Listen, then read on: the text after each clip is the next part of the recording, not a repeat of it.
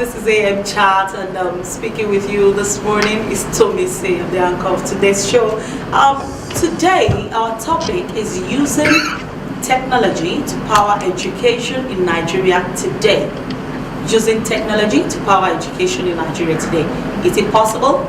These are some of the questions we're going to be asking. What are the challenges? Because I know this has been on for a while.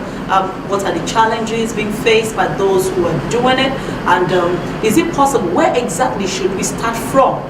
Should technology start from the grassroots? That's the primary level.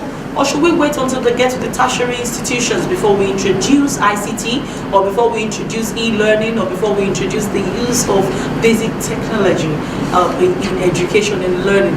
Technology has the power to transform how a people think, how a people learn, how a people are taught, how a people teach, how a people transform the society. And I'm sure that technology also has a lot to do with where Nigeria will be in the next 20 to 30 years. Technology is going to impact a lot of spheres in our economy, a lot of areas in our nation.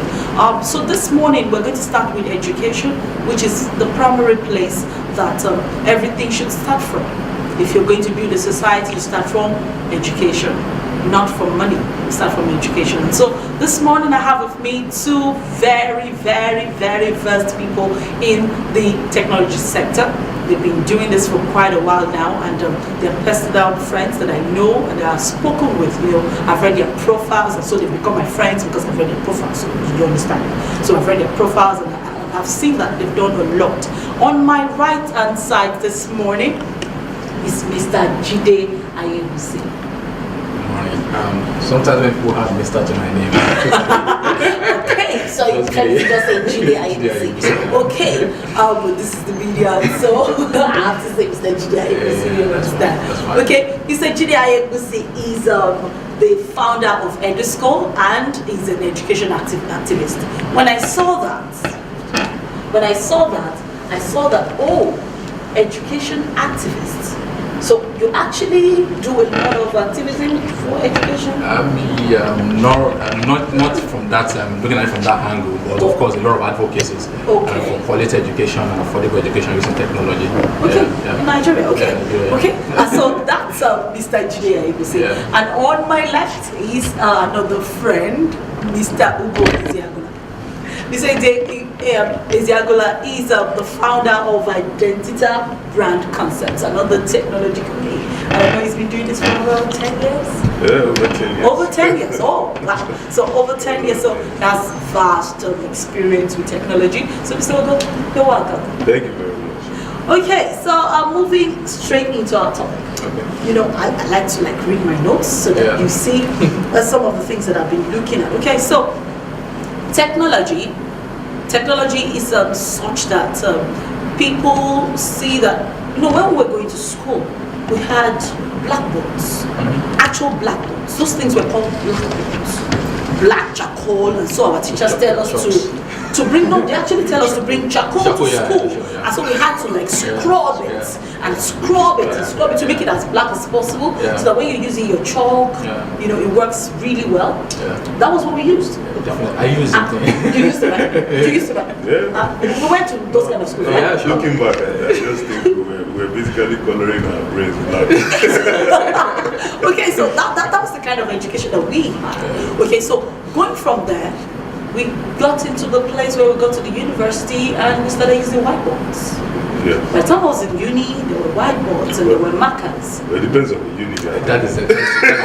Okay, sorry, I attended the Market University. I know some of my classes had the whiteboards and some of the ones had the blackboards. Okay. And so the ones with the blackboards, the lecturers don't even use it. It dictates the notes rather than because they don't.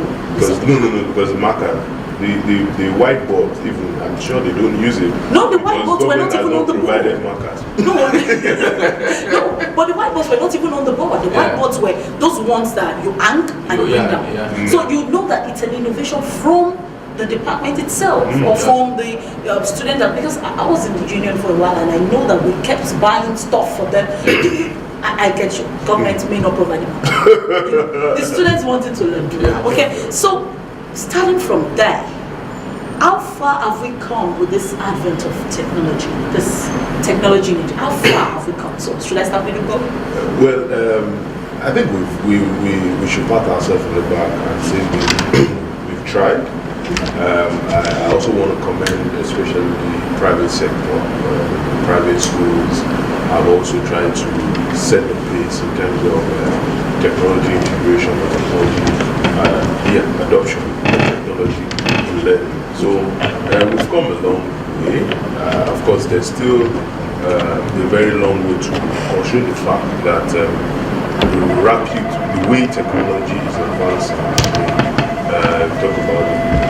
We talk about the fourth industrial revolution, which was a concept that was brought to fore by Klaus Schwab, the founder of the World Economic Forum, which was basically talking about the dispensation we are in. And one of the things that that characterizes this dispensation is the pace at which technology is going to facilitate processes.